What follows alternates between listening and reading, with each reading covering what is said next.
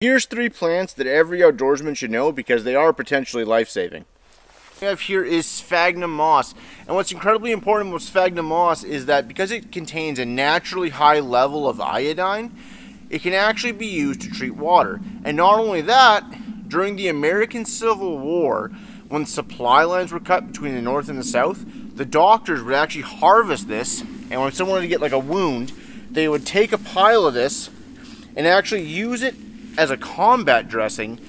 It is incredibly important because it can not only purify water, but it can actually stop infections from spreading. Not to mention it's a naturally great insulator.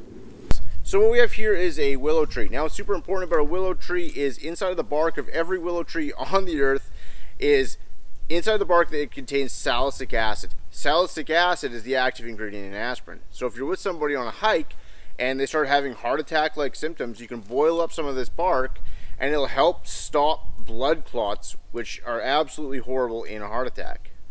So what we have here is red osier dogwood. Now, red osier dogwood, unlike a willow tree which has salicylic acid in its bark, this has churonic acid in its bark. So if you're allergic to aspirin, you can actually take this and, cure your migraine or whatever. Another thing is the Native Americans would actually use this bark to help clean their teeth. And guys, if you want to learn more about this plant in particular, Yale University actually has a great article on this. Anyways, guys, thanks for watching.